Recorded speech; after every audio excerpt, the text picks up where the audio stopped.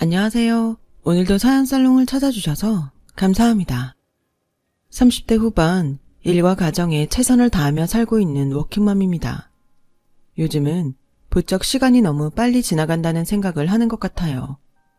월요일이 된 지 얼마 되지 않았는데 벌써 금요일이고, 또 꾸물거리던 아들은 언제 컸는지 벌써 중학생이 되었는데, 이러다가는 눈 깜박할 사이에 아들은 어른이 되고 저와 남편은 할머니, 할아버지가 되는 건 아닌지, 조금은 엉뚱하지만 그만큼 빨리 지나가는 시간이 그저 아쉽기만 합니다.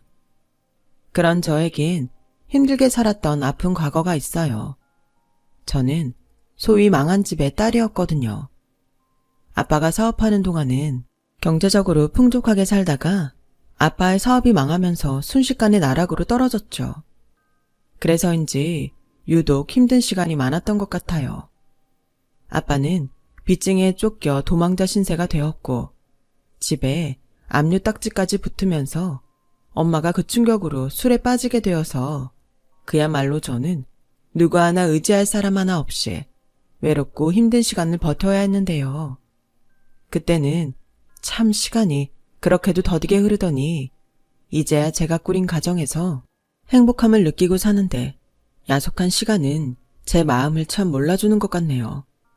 그런데 막상 시간이 흐르다 보니 저뿐만 아니라 저의 주변 환경도 많이 변해 있더라고요. 그 사실을 작년에 반갑지 않은 형님들과의 만남으로 체감하게 되었죠. 저는 앞서 말했듯 힘든 어린 시절을 보냈어요. 부모님이 있었지만 없는 것과 다르지 않았고, 그렇기 때문에 철이 빨리 들었는데, 그런 제가 유일하게 희망이라고 생각하는 것이 공부였어요. 저희 엄마는 없는 집에서 공부해봤자 소용없다며 어디 가서 돈이나 벌어올 궁리를 하라고 했지만, 이 지긋지긋한 현실에서 벗어나기 위해선 역시 공부밖에는 없다고 생각했던 저였죠. 그래서 정말 죽기 살기로 매달렸던 것 같아요. 다른 아이들처럼 학원에 갈 수 있는 처지가 아니니 학교 선생님에게 매달릴 수밖에 없었고, 그래도 혼자 열심히 노력한 끝에 수능 시험을 제법 잘 칠 수 있었는데요. 문제는 역시 대학에 갈 돈이 필요하다는 거였어요. 장학금을 받을 만큼 뛰어났다면 참 좋았겠지만 혼자 공부하면서 거기까지 바랄 순 없었고, 그래도 나름 서울에 이름 있는 학교 3곳에 모두 붙었던 저는 합격 소식을 받아들고도 그야말로 돈이 없어 대학을 포기해야 하는 현실에 부딪히고 말았죠. 하지만 간절히 바라면 기적이 한 번쯤은 일어나는 건지, 대학 등록 마감일을 앞두고 어디서 제 사정을 들으셨는지 시골에서 하우스 농사를 짓던 할머니가 저에게 구원의 손길을 내밀어 주셨는데요. 그때 제 눈에 비친 할머니는 공경에 처한 신데렐라에게 호박 마차와 드레스를 짠 하고 만들어준 마법사처럼 보였어요. 세령아, 힘들지? 할미라도 건강하고 돈이 많으면 너 하나는 어떻게든 책임지고 싶은데 할미가 너무 늙고 능력이 없어서 미안하다. 대신 이거 받아. 이게 뭔데요? 돈이다. 근데 그게 얼마 되진 않아. 그래도 네 대학 등록금 정도는 될 게다. 이렇게 힘들수록 사람은 공부를 해야 해. 할미가 다는 보태주지 못하겠지만 그래도 힘 닿는 동안은 어떡하든 해볼 테니 너라도 포기하지 마라. 저도 그러고 싶은데 엄마가. 네 엄마한테는 내가 말하마. 애미라는 사람이 참 한심하지. 물론 네 아빠가 한 짓이 있으니 내가 할 소린 아니지만.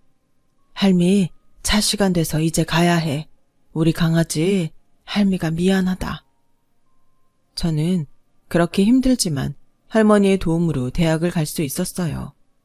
물론 이 사실을 안 엄마는 당장 먹고 살기도 힘든데 무슨 대학을 가냐며 할머니가 좋게 말을 하셨음에도 그 돈을 저에게서 뺏으려고 했는데, 저에게도 그 돈이 유일한 희망이었기에 악착같이 그 돈을 지켜야만 했어요.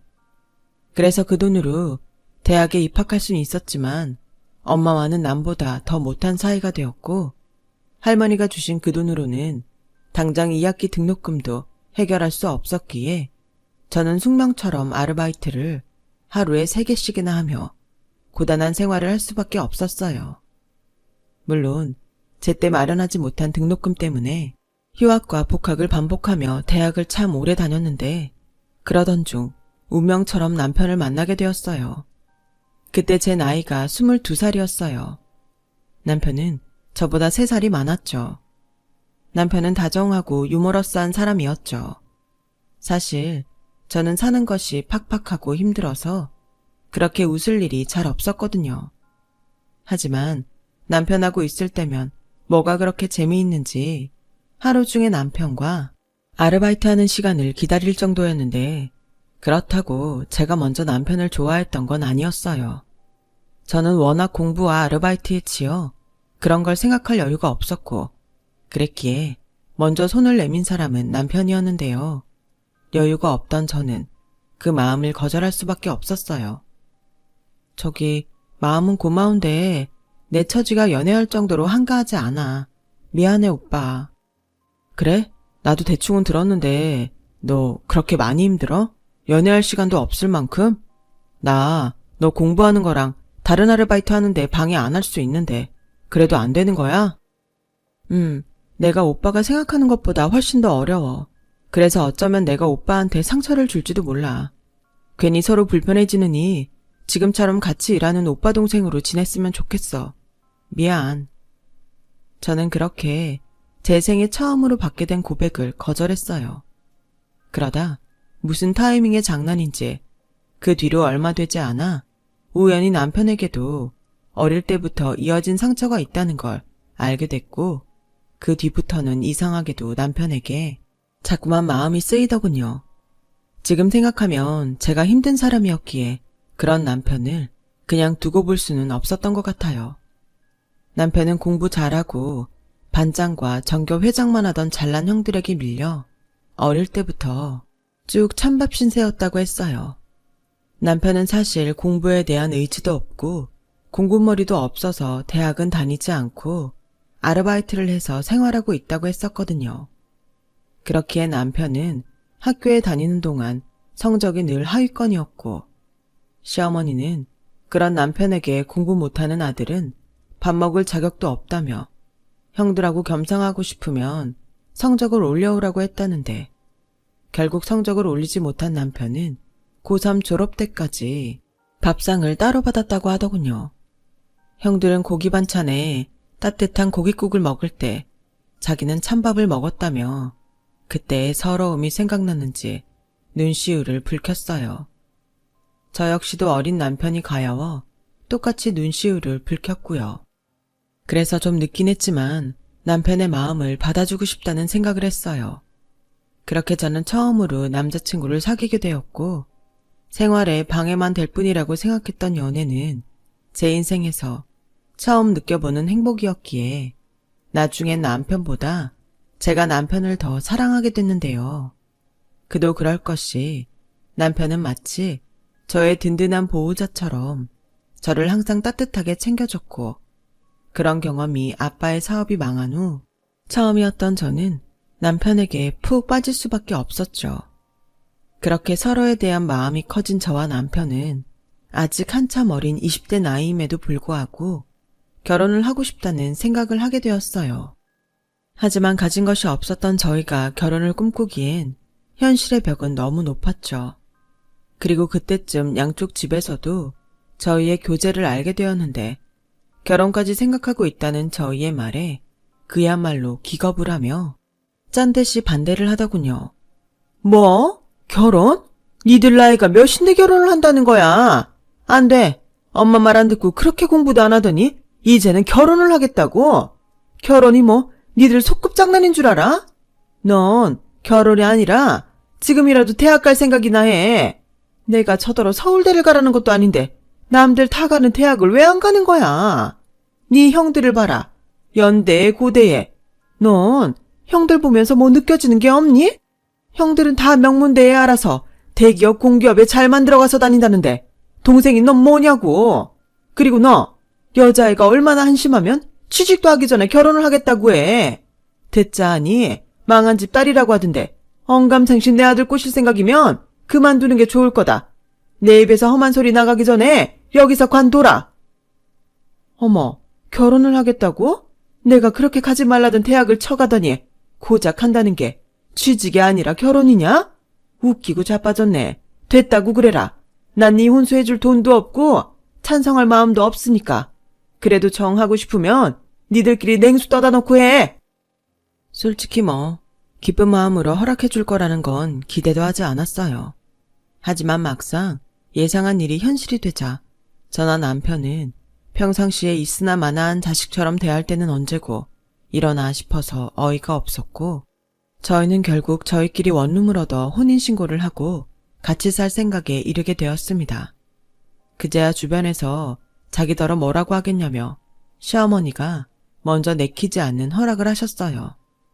하지만 말 그대로 허락만 했을 뿐 시어머니는 그 어떤 도움이나 관심도 주지 않았는데, 이런 말 참 뭐하지만 그러든 말든 저나 남편은 서로 사랑하는 마음이 더 중요했기에 우리끼리 마련한 원룸에서 가장 행복한 신혼 시절을 보내는 것 외에는 아무것도 개의치 않았어요.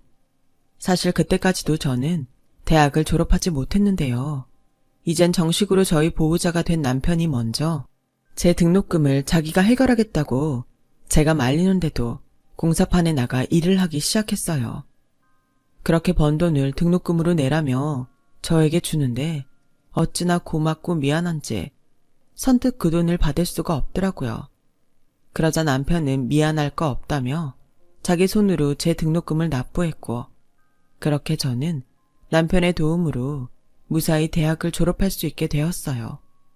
그 즈음 1년 간격으로 남편의 형들인 첫째 시아주버님과 둘째 시아주버님이 꽤나 돈 있는 집안 여자들과 결혼을 하면서 뜻밖의 갈등을 빚게 됐어요. 시어머니에게 무슨 말을 어떻게 들었는지 알 수 없지만 형님들은 먼저 결혼한 제가 마치 눈엣 가시인 듯 항상 저를 못 잡아먹어 안달이었고, 자기들 분리할 때는 먼저 시집온 저에게 다 미루면서 그 밖의 일에는 자기들이 저보다 손윗사람이라며 그렇게 대접받기를 원했는데 정말 꼴값이더라고요. 하지만 그렇다고 제 성질대로는 할 수 없었어요. 시어머니가 두 형님들을 너무 예뻐하셨거든요.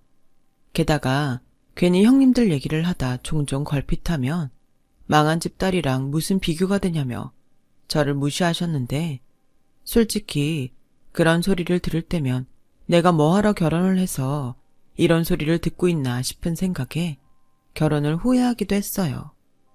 그렇지만 남편은 저에겐 둘도 없는 가족이자 사랑하는 사람이었고, 남편과 함께라면 좁은 원룸 생활도 그저 소꿉 장난처럼 재밌기만 했는데요. 아주버님들이 모두 결혼을 한 후에 생겨난 시댁 행사에 저는 점점 지쳐가고 있었어요. 그 새로 생겨난 행사는 한 달에 한 번씩 시댁에 모여 식구들이 모두 식사를 하고 친목을 다지자는 것이었는데, 말이 좋아 친목을 다지는 거지 누가 더 잘났는지 자랑하는 그런 자리였어요.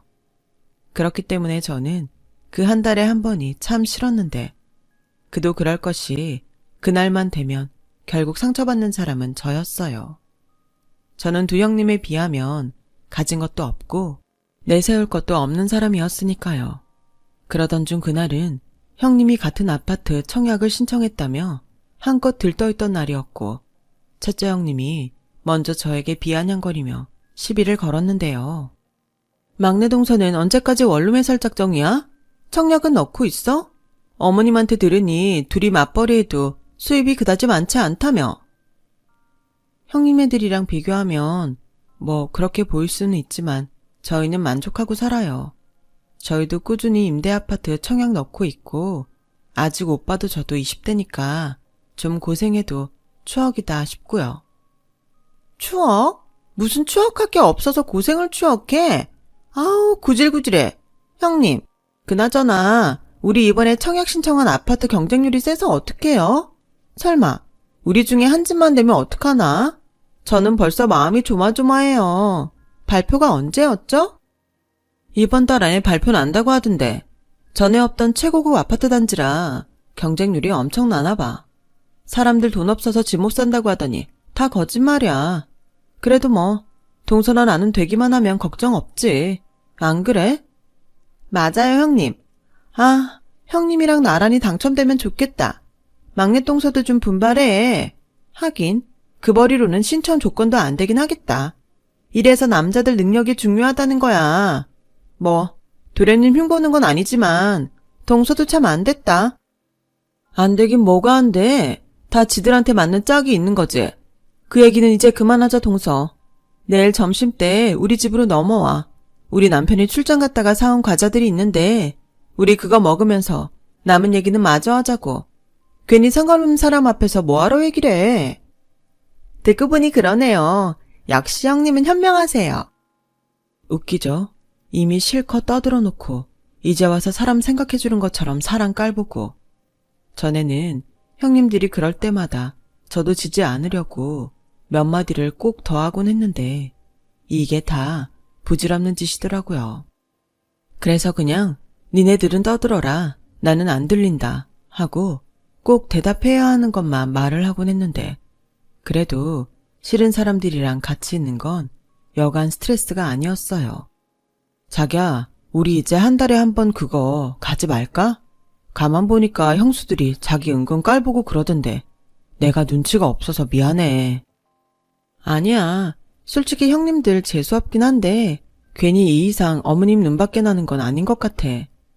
그래도 내가 형들처럼 잘나지 못해서 미안해. 무슨 그런 소리래. 난 자기여서 좋은 건데. 게다가 내 대학 졸업장도 자기 덕에 받았잖아. 난 절대 그렇게 생각하지 않으니까 두 번 다시 그런 소리 하지 마. 그렇게 말해줘서 고마워. 나 진짜 열심히 일할 거야. 그래서 우리 셋이 좋은 집에서 살게 해주고 좋은 거 맛있는 거 내가 다 사줄게. 이렇듯 제 남편은 다른 건 몰라도 저를 생각하는 마음이 지극했어요. 그리고 계획에는 없었지만 아이가 먼저 저희 부부를 찾아왔고 처음엔 부모가 된다는 것이 실감나지 않아 얼떨떨했지만 그 또한 너무나도 감사하기만 했는데요. 시어머니는 첫 손주 소식임에도 불구하고 그리 반가워하지 않으셨어요. 오히려 화를 내며 저희 부부를 한심하게 생각하셨죠. 뭐야, 니네는 준비도 안 된 것들이 덜컥 애를 가지면 어떡하겠다는 거야. 결혼도 남들보다 빨리 하더니 뭐가 그렇게 급해. 그리고 여자인 네가 더 피임을 열심히 했어야지. 한참 돈 벌 나이에 배불러서 집에 들어앉으면 능력 없는 내 아들만 죽어나라는 소리야. 엄마, 무슨 말을 그렇게 해. 내가 아무리 형들보다 능력이 없어도 우리 집 가장이야. 내가 알아서 한다고. 아이고, 퍽이나 알아서 하겠다. 니네가 아니라 첫째나 둘째였으면 얼마나 좋아. 네 형들은 나란히 그 고급 아파트 청약 당첨됐댄다. 근데 니들은 뭐니? 남들 척척 아파트 사고 재산 불려나갈 때 니들은 원룸이나 전전하면서 이젠 갓난쟁이까지 있으니 이걸 어쩔 거냐고. 그래놓고 니들은 행복해? 어머니, 이런 말씀 외람되지만 저희는 저희 계획이 있어요. 어머님 보시기엔 답답하고 한심해 보이실 수 있지만 조금만 더 참고 지켜봐 주실 순 없으세요? 지켜봐? 내가 그렇게 지켜만 보다가 저승길 갈 것 같아 그런다. 내가 뭐 어지간해야지. 공사판에서 막일이나 하면서 무슨 돈을 벌어? 그리고 너는 대학식이나 나왔는데 이렇게 별 볼 일 없고. 이래서 남자는 능력, 여자는 집안이 중요한 거라고. 니들은 자리 잡긴 글렀어. 아, 그래서 엄마는 머리는 아빠도 처가에 돈 있다는 소리에 형들 골빈 빈껍데기 같은 여자들한테 장가 보낸 거야? 됐고, 엄마 계속 그렇게 막말만 할 거면 우리 이제 부모 자식 간 영 끊고 살자. 어차피 나는 내놓은 자식이고 엄마는 잘난 형들만 있으면 되니까 서로 그 편이 낫지 않겠냐고. 괜히 아직 태어나지도 않은 우리 애 가지고 이러쿵저러쿵 하지 말고 각자 잘 살자. 뭐야? 엄마가 괜히 그래? 답답하니까 그렇지. 아주 똑같은 것들이 결혼해서 쌍으로 내 속을 뒤집잖아. 그러니까 안 보면 그 속 안 뒤집히고 좋잖아. 자기야, 우리 이제 여기 오지 말자. 엄마 연락 와도 받지 마. 자기야, 그래도 이렇게까지 하는 건. 아니야, 진작에 그랬어야 했어. 괜히 잘 지내보겠다는 생각에 내가 자기한테 미안하지. 괜히 안 들어도 될 소리만 들었잖아. 앞으로 자기 태교도 해야 되는데 여기 집안 사람들은 뭐 하나 도움이 안 되잖아. 그러니까 가자. 저는 그렇게 남편의 손에 이끌려 시댁을 나왔어요. 그리고 마음은 불편했지만 저는 시댁에는 가지 않게 되었고 임신 초기 중에 몸이 너무 힘들어서 다니던 직장을 그만두게 되었는데 그러면서 형님들과 시아주버님들이 시어머니에게 무슨 말을 들었는지 저희 집에 와 한바탕 소동이 있던 날도 있었어요. 하지만 남편은 철저하게 그들을 남처럼 대했고 다시 한번 찾아오면 경찰에 신고한다며 으름장까지 놓았는데요. 그날 이후론 시댁 식구 중 그 어떤 사람도 저희 부부에게 연락하거나 찾아오지 않더군요. 그렇게 저는 임신 기간을 마치고 출산을 하게 됐어요. 눈에 넣어도 아프지 않을 지금의 저희 아들인데 제가 아들을 낳았다는 소식을 어떻게 들었는지 한참 동안 연락이 없었던 시어머니가 번호까지 바꿔가며 저에게 전화를 거셨죠. 여보세요? 나다. 너 아들 낳았다며? 네, 그건 어떻게? 네 형님이 그러더라. 애기 사진을 핸드폰에서 봤다고. 그래도 그 씨가 우리 집신데 언제까지 남처럼 지낼래? 그러지 말고 네가 네 남편 좀 좋게 구슬려 봐라. 그럼 내가 못 이기는 척 할 테니까. 아, 어머님 뜻은 잘 알겠는데 아마 그이는 그럴 생각이 없을 거예요. 정 원하시면 어머님이 직접 그이한테 연락해 보시면 어떠세요? 아무래도 당사자끼리 푸는 게 더 좋지 않을까요? 너는 이제 엄마씩이나 됐으면 그렇게 생각이 짧아서 어떻으니? 됐다, 끊자. 시어머니는 그렇게 자기 뜻대로 되지 않으니 한껏 성을 내고 전화를 끊으셨어요. 그리고 남편에게 시어머니에게 전화가 걸려왔다는 걸 전달했는데 그 바뀐 번호도 차단하라며 남편은 단호했고 저는 차단까지는 하지 않았지만 그 뒤로도 잊을만 하면 한 번씩 걸려오는 시어머니의 전화를 받지 않았어요. 급한 용건이면 남편에게 직접 할 거라고 생각했으니까요. 그렇게 저희는 세상에 저희 세 식구만 있는 것처럼 똘똘 뭉쳐서 살았어요.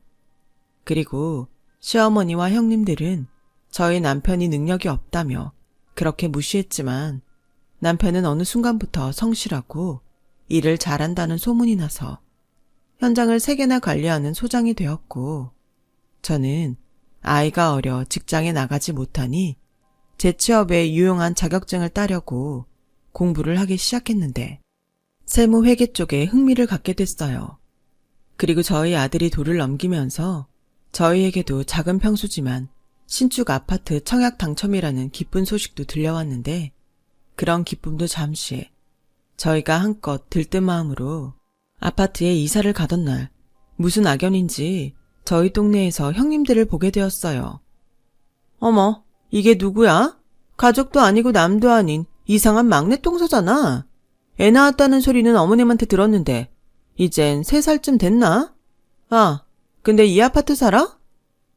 네, 저희도 오늘 이사 왔거든요. 아, 그래? 그래도 장하게 원룸 생활은 졸업했네. 워낙 소식도 모르고 남처럼 지내니까 어떻게 사나 궁금하긴 했어. 형님, 궁금하긴 뭐가 궁금해요. 그리고 여긴 그냥 서민들 사는 아파트인데 우리 아파트랑 비교가 안 되죠. 우리 아파트가 지금 얼마나 올랐는데. 아, 그러세요? 좋으시겠네요. 그럼 저는 이만 바빠서 갈게요. 막내 똥서, 잠깐만.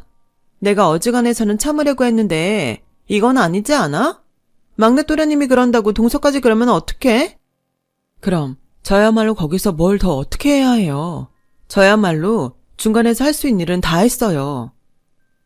뭘 다 했다는 건지 모르겠네. 그리고 말이 나와 하는 말인데 우리도 들었어. 동서 집안 망한 집이라며?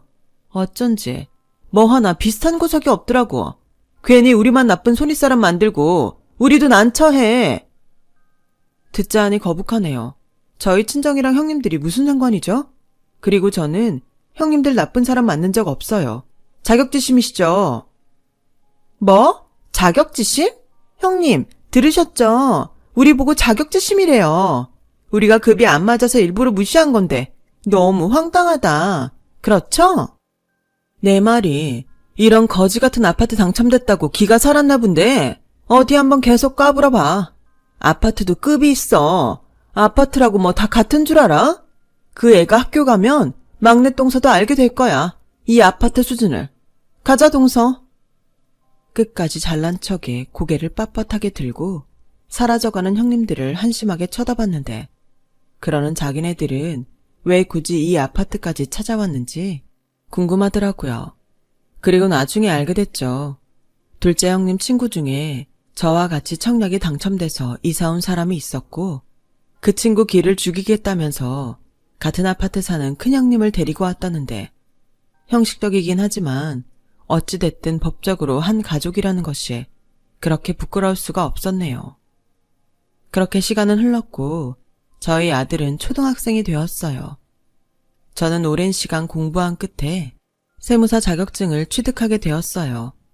그래서 세무법인에 취업을 해 새로운 일을 배워가고 있었는데, 그 즈음부터는 무슨 바람인지 시어머니가 반찬이나 아이 선물 등을 사서 무작정 저희 집으로 오시더라고요. 저보다 남편이 더욱 매몰차게 시어머니를 거부했어요. 아니, 이 집은 어떻게 알고 찾아왔어? 그리고 엄마랑 우리 영 끊고 살기로 하지 않았나? 네 형수들이 알려줘서 한번 와봤다. 그래도 손자가 사는 집인데 어떤지는 내 눈으로 봐야 할 거 아냐? 언제는 반갑지도 않은 손주라고 뭐라고 하더니 왜 이제 와서 그래? 할 말 있으면 빨리 하고 가세요. 저희 오늘 외식하려던 참이었으니까. 아니, 너는 그래도 내가 명색이 네 엄마고 손자 할머니인데 이렇게 문전막대해도 되는 거야? 그러지 말고 이왕 여기까지 왔으니 내 손자 좀 한번 안아보자. 내 손자? 아니, 엄마는 어디서 그런 뻔뻔함이 나오는 거야? 왜? 엄마가 이뻐 죽는 형들은 애 안 낳는데? 그게 첫째네는 뭐가 문제인지 애가 안 생기고, 둘째네는 뭐? 딩크? 덩크? 아무튼 애 없이 지들만 살겠대. 그래서 이제 와서 우리 애가 예뻐 보인다는 거지? 됐다 그래. 비켜요. 우리 나갈 거라니까. 자기야, 예준이 데리고 먼저 나가. 저는 거실에서 참 난처했어요. 아들 아이도 눈만 동그랗게 뜨고 모르는 할머니의 등장에 잔뜩 긴장하고 있었는데, 남편이 부른다고 냉큼 나가기도 그렇고 남편을 말릴 수도 없겠더라고요. 결국 이상한 분위기 속에 시어머니가 먼저 집에 한번 오라는 말만 하고는 자리를 털고 나가셨는데, 한번 굳게 닫힌 마음의 문은 어지간해서는 열리지 않았죠. 결국 다시 시어머니와는 멀어진 상태로 지내게 됐었고, 비슷한 시기에 결국 친정엄마도 술을 끊지 못해 알코올성 치매가 찾아왔어요. 그리고 다행히도 제가 아닌 삼촌들 손에 시설로 가게 됐는데, 저 역시도 시설로 가는 엄마 얼굴을 보러 가지 않았네요. 어차피 좋은 기억 하나 없는데 그 모습을 보고 오면 제가 많이 힘들 것 같았거든요. 그렇다 보니 저도 남편도 그냥 우리는 우리밖에 없다는 생각으로 서로에게 잘하려고 애를 쓰며 살았어요.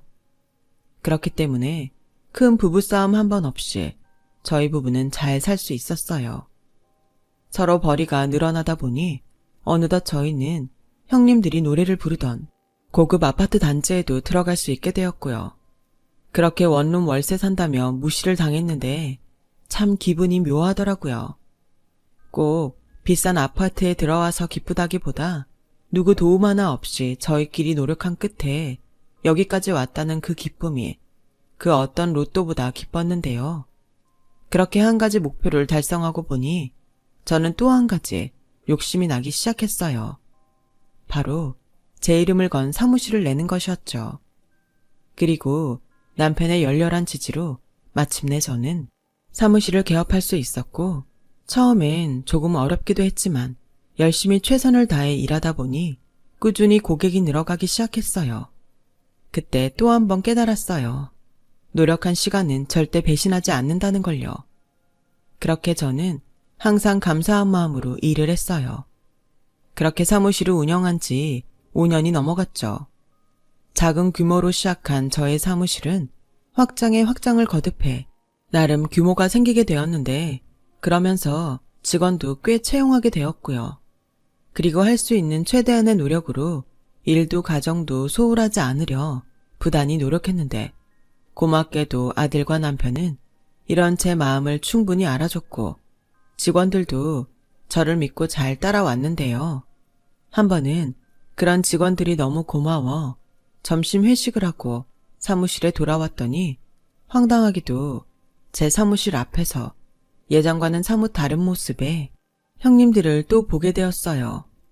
저뿐만 아니라 형님들도 마치 귀신을 본 듯 저를 보고 놀랐는데 그래도 자존심은 있다고 다시 표정을 가다듬더니 이렇게 말하더군요.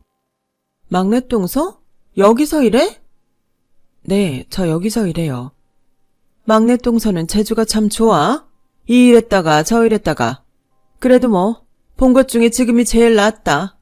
지금은 옷도 그럴싸하게 갖춰 입고 있잖아. 저 바쁜데 저희 사무실에 용건 있으세요? 용건 없으시면 저는 이만 들어가 볼게요. 어머 웃겨? 당연히 용건이 있으니까 여기까지 왔지. 여기 사무실 대표님 좀 만나러 왔는데 자리에 계실까? 어디 한번 안내해봐. 안내요? 그나저나 예약은 하셨어요? 저희 사무실 대표님은 미리 약속을 잡지 않으시면 만나실 수 없는데요. 이봐 동서, 우리 몰라? 아무리 영 큰코 살았다지만 우린 가족이잖아. 동서가 나서서 약속 없이도 만나게 해줄 수 없어? 형님도 뭐라고 하세요. 아무리 신수가 화내줬어도 우리가 손윗 사람인데 물어보지도 않고 무작정 안 된다는 말을 하는데 형님은 화 안 나세요? 들었지? 막내 동서 못 보던 사이에 간이 배 밖에 나왔구나. 우리가 기니 대표님이랑 상의할 일이 있으니 안에 들어가서 빌던지 없던 약속을 잡든지 막내 동서 능력을 보여줘. 저는 참 황당하고 그 순간이 재밌었어요. 형님들은 절대 제가 자기가 애타게 찾는 대표라는 것을 짐작하지도 못하는 눈치였으니까요. 그리고 그때였어요. 곧이어 도착한 저희 직원이 저와 형님들이 사무실 앞에서 실랑이를 하자 뛰어왔고 무슨 일이냐며 묻기 시작했는데요. 대표님, 무슨 일 있으세요? 여기 이분들 아시는 분들이세요? 곧 있으면 장 원장님 오실 시간인데. 아, 벌써 시간이 그렇게 됐나? 알겠어요. 나 먼저 들어갈 테니 여기는 이주임이 안내 좀 해주세요. 참고로 나는 바쁘니까 다른 사무실을 안내해주면 좋겠어요. 아, 알겠습니다, 대표님. 지금 뭐 하는 거지? 저기요, 지금 누구더러 대표님이라는 거예요? 동서가 여기 대표라는 거야? 아니, 이게 말이 되나, 형님? 막내 동서, 어떻게 된 건지 설명 좀 해봐. 정말 자기가 여기 대표야? 장난치는 거 아니지? 아니, 어떻게 자기가 세무사가 될 수 있는 거야?